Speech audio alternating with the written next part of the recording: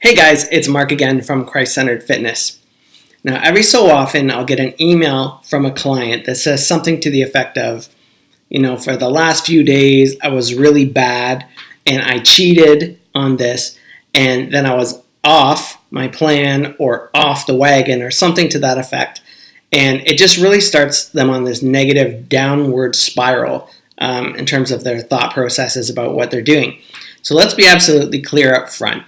Not following your nutrition plan or not getting your exercise in as you would have liked does not make you bad, okay? It's not cheating on anything, right? There's no moral implication about I ate this and I'm good and I ate that and I'm bad. If you think biblically, that's Old Testament.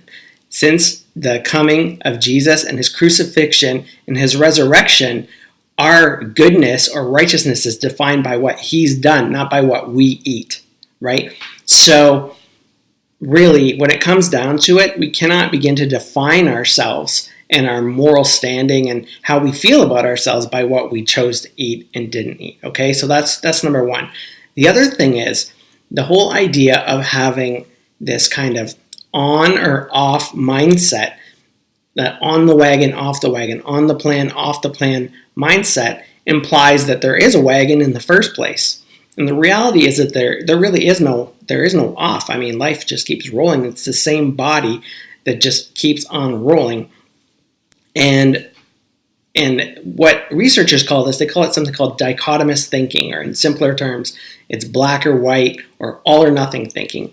It's kind of I'm like 100% on or I'm 100% off, right? So I was eating well all day, I had one cookie, now I have to eat every cookie, right? That's the kind of mindset that people tend to have, and it's bred by this kind of thinking.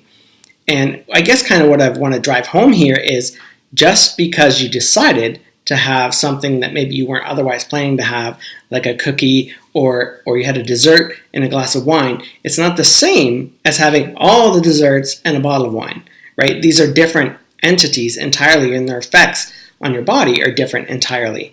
So really what I want to drive home is that we don't need to beat ourselves up if we go beyond what it was that we had planned to eat. It might not be what we had planned, but it doesn't mean we're completely off, right? There's gradations between black and white, right? There's your white and then there's your black over here, but then there's a gray area in the middle, and you don't have to live in the perfectly on or perfectly off world, right?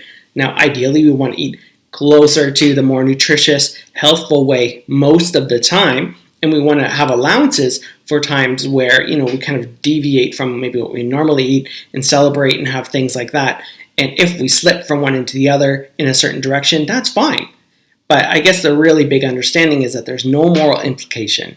And just because you went over a little bit, it isn't a justification to go over all the way, right? If you blow one tire, you're not going to go back and slash the other three just because you blew one tire. It's counterproductive, and ultimately that's not what stewardship is about. Stewardship is about management of resources. And just because you made maybe a less optimal decision with some of your resources doesn't mean that you're going to go and blow the rest of your resources. If you're investing and you lost a little bit of money, you wouldn't say, well, forget it, I'm going to throw all the rest to the wind. You're going to do whatever you can to kind of get things back on the right course. So that's kind of the way I want you to think about it. I hope that helps you in terms of your mindset, because ultimately the way our mind thinks drives the actions that we'll do. So I hope that helps. I love you guys. As always, I appreciate your likes and shares and comments on the page. Have a great rest of your day.